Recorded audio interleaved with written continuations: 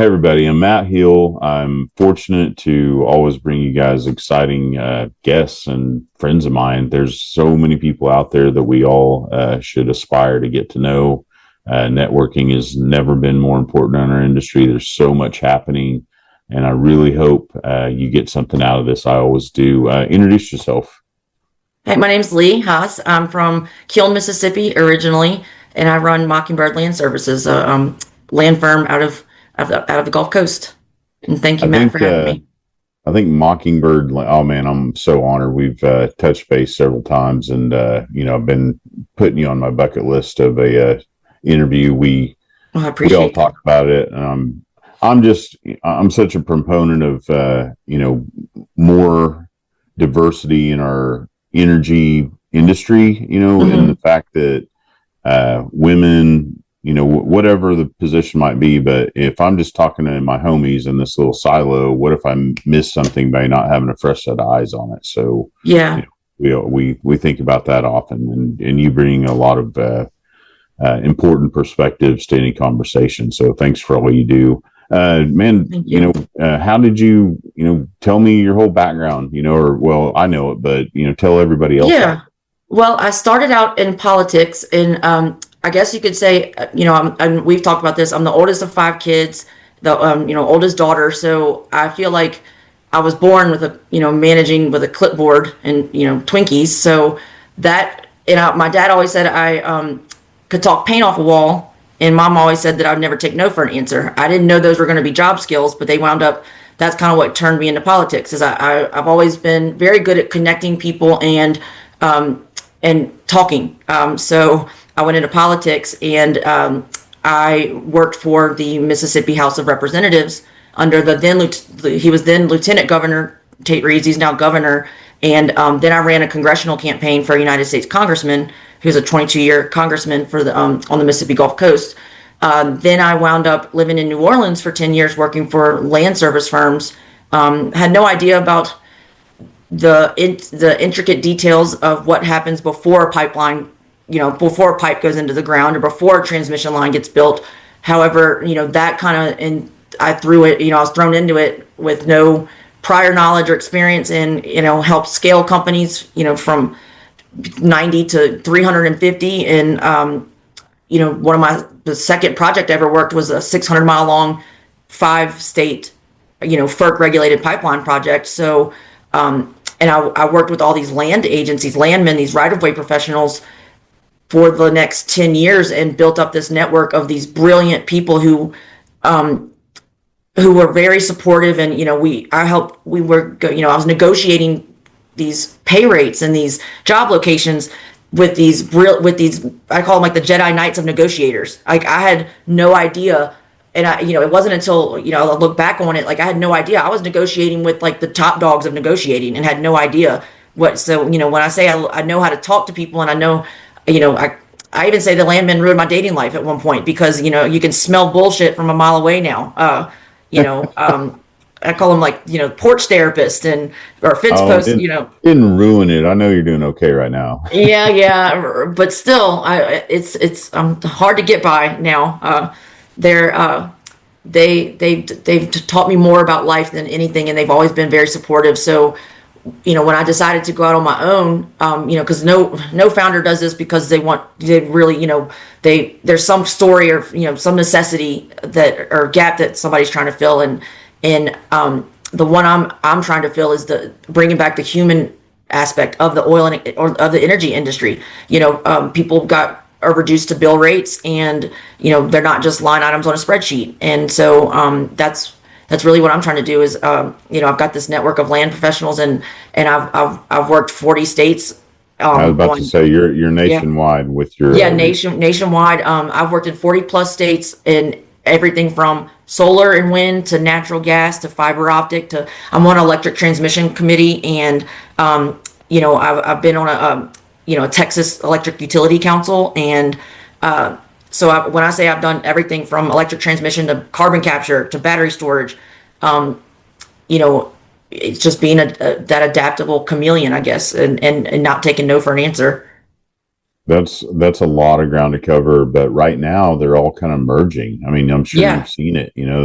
We are now not just the oil and gas industry, we're the energy industry, we're the yeah. solutions industry. The All this silos aren't stuff. working anymore. No, And as you know, with the safety side of it, that's how people keep getting killed is when nobody shares or talks about their pain points.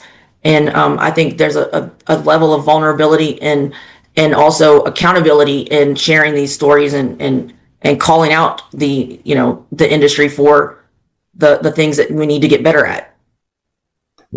what are you excited about the most right now? I mean, I love that we as an industry are bringing natural gas as high up as we can on everybody's Yeah, visibility to ensure that the energy demand of the next generation are met with right now. I mean, and I'm not saying that nuclear will not catch up quickly, but as of right now, we have natural gas. We have the ability to go out and yeah, find the resources and harvest them and produce them to where we can all use them affordably, reliably and abundantly. And that's going to give us all the data centers and hopefully the microgrids. We yeah. can power best systems. I mean, on and on and And on. I've talked about that a little bit. I'm excited about the data centers, and I'm honestly I'm excited about the energy industry altogether because but my bread and butter has always been for the longest time it was natural gas. So I was working these natural gas pipelines all over the country, and then when the last administration came through, that's when you really learned it's a kill or be killed, or I guess you could say, or like who could hang with the big dogs because we were, had all these land professionals and, we were doing carbon capture and battery storage and solar. I thought I almost lost a client once because I called it a windmill. I didn't know it was a turbine. I'm excited for the idea or for the opportunities that are coming about with natural gas coming back. I think to energize these data centers, you can't do, they're building 8 in Mississippi alone, my tiny state. How are they going to power these? Unless they're going to, and I've worked with, nuclear power engineers over the last year and on the safety side of things. So I'm a proponent of nuclear too, but it's not going to, like you said, it's going to take a little bit It's going longer. to take a minute. Yeah. So I am definitely, and I've worked these FERC regulated pipelines, these smaller ones, like I said, 6 states, or 5 states, a 600-mile long, natural gas line. And then I'm, working some of the most remote areas in the country too on natural gas. So I'm definitely excited about the opportunity, and it's the longevity of the projects. I'm excited about how much work there is out there, and the opportunities for, if these natural gas lines, the job cycles last a little longer. So, people can breathe a little. They don't have to be worried about, getting cut in 6 weeks and, finding a new job. The natural gas lines, they take a little longer. And it's also an opportunity to train the next generation of land professionals as well, which I think there's a lot that needs to be done there. But, being able to shadow people and learn from the landmen that are retiring out or, choosing to go else, their next phase of their life. The natural gas is where I think the new, the greener land agents are going to be able to learn the best. Are you seeing a lot of availability for jobs to, like, hey, if you're interested in land, I think, now would be a good time to, start looking to get back into land. Yeah, I Because think for that a there's, long time that was scary, right? Like, hey, I don't know if there's going to be a spot for you. yeah, no, and I think it's a little bit of the land companies like myself, and it's going to be, it's going to take a little bit of risk on both sides. You're but people, these some of the legacy firms got to realize you can't, like, people are retiring and you've got to take risk on these younger people, like myself included. Taking risk is a big part of it, and you're only going to be as good as the people you teach. And so that's why I think we've got to. There are opportunities, but it's going to take the brokers taking that risk and just trusting their gut to. But otherwise, how else you're going to condense the pool is going to get so tiny of quality people, and they're going to be working for, you can't work for 4 or 5 brokers at a time. You just, not sustainable. It's not sustainable long term. So I do think that there are now more than ever, there's opportunities for these younger, or these least experienced to thrive in this. Yeah, get underneath somebody's wing, get trained up. That's kind of what I did. Yeah. Oh, yeah, Like yeah. with Mockingbird, I saw a gap, and the timing just kind of, it's almost surgical, when I decided to do this, because But you had a little bit more chops that you had to, navigate as well. Like, hey, not only do I have to learn a little bit more about what I do, but also have to learn how to start a business, run a business, make it successful, grow it. I mean, that's a whole nother endeavor, which is impressive. Yeah. Thank you. I really appreciate it, because it's been the hardest thing I've ever done, but I would do it all over again in a heartbeat, just to, have that kind of freedom. And, I know it's painful, but it's going to be worth it. And if for nothing else, the people that I'm going to be able to work with is that's really the purpose behind it all. There's so much we're going to harvest now too, which is exciting for people with the land background. Is our industry is going out to harvest a lot more resources these days than just oil and gas. We're going out to grab helium, we're going out to grab lithium, geothermal. I mean, the water. I mean, water. It's really a neat time. There's places all over the country now that probably haven't had a lot of land people poking around, and now they're out in droves all over the map. Yeah, I say that I started a business in an invisible industry, because a lot of people don't know that the land service side actually exists. But like I try to tell people before, like I said, before a lineman can climb a pole, or you have to cross private property. If any of these companies have to cross private property, you need a land company, you need a landman to do that. You have to negotiate and acquire rights to go on that property. So I just joke about that, because nobody knows what they are. And thanks to that show Landman, now people have some idea that this industry exists.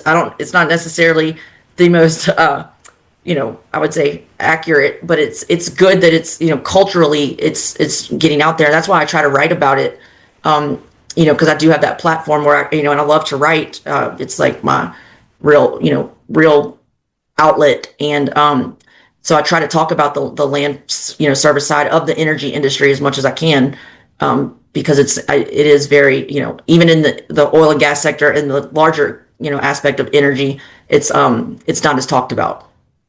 Somebody wants to talk about this. It's the painful side of everything, Yeah, I agree. There's just so much neat stuff I'm seeing. I saw where Texas is going to build a pipeline from Texas to California for natural gas.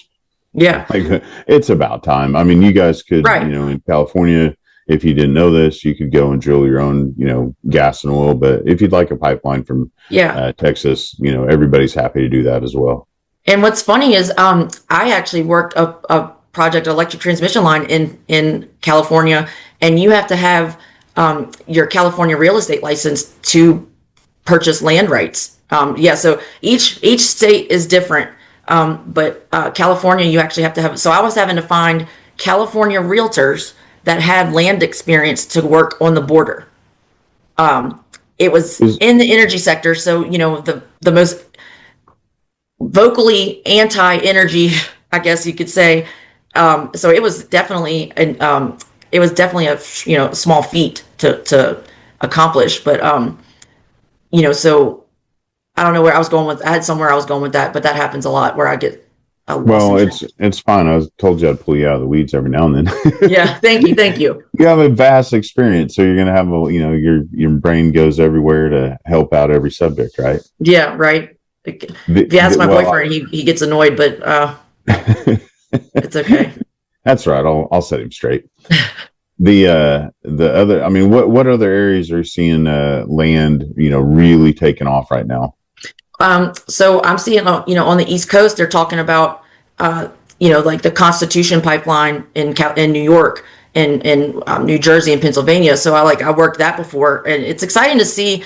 That was one of the first projects I'd ever worked back in 2014, and to see now that they're possibly coming back online, like I'm just as excited about the the rejuvenated projects as I am the new ones. The idea that those are even being talked about, like, Nessie, Constitution, these major projects that went all the way through, almost some of them went through construction. So I'm excited about that. So the East Coast, I'm seeing a lot of movement, and down south, Mississippi's got like $17 billion worth of infrastructure work coming through. There, and then also, the out west, in Utah, I'm seeing a lot of work out there, New Mexico, and and I've worked out there before. So it's not just the little shale plays anymore. It's they're covering major territories. We're just in a period of time that I've looked at where we're very fortunate right now that not only is the demand there, the growth in demand is going to be there. Everybody is very well aware just how much the energy demand will grow. And then we are also extremely fortunate that the politics played out the way they are right now. Yeah. And we have a very pro energy, leadership, in places all over, the map that can get things done so that we can, and the whole term drill, baby, drill, as long as everybody kind of keeps in a perspective outside the industry, it's more like build, baby, build. That's what I like to say is building, building, because, there's a lot more, you want to put up a solar farm, we need energy. However, so, I mean, I know there's, you've got your strong proponents of, oil and gas, and then but when you've done it all, or when you've seen the job crisis with, all the landmen, leaving because they didn't want to do the green movement, it's really just a cyclical beast, and being able to adjust and adapt. And that's, because I'm with you, like the drill, baby, drill thing, that's fine, but, that's not going to cover all of it. And how do we get the products out once we drill them anyway? We can't do that without the infrastructure of the build, baby, build. Yeah. We've got to have the pipelines. We've got to have the transmission lines. We need the data centers built. We need, turbines on locations, being able to tap into gas right there at the wellhead and give power to, lines. Right. These electric cars are not going away. So just, let's just build enough for everybody, and world peace. I think, Matt, we should start a League of Nations, some kind of United Nations type thing. I mean, I peace and harmony to all the energy sectors. Yeah, all the energy sectors. I mean, I really want there ought to be a Naked and Afraid, series for everybody that doesn't like us. Like, hey, I'll tell you what. Right. No, I'm not asking for re-education camps or anything weird like that, but like live without your abundant energy for just one day. And exactly. That's like, all right. So you don't hate us as much as you thought, you did. We're not going to stop, and we're not sorry we're giving you abundant energy, but we would like you to let us, get this done for everybody. Human flourishing. It demands exactly. That's go to work. And I think that's where, people like you are so important, because you're bringing the human aspect and the people side back to the energy sector, where it has been so siloed, and also face value, but you're bringing that depth back, and I really appreciate that. This doesn't have as much value. We already talked about that. Yeah, today. I know, but it does mean a lot, and I think it does. So I'll die on that sword. I look like a melted candle. Oh my God, I know. I'm getting that put on a t-shirt. I really am.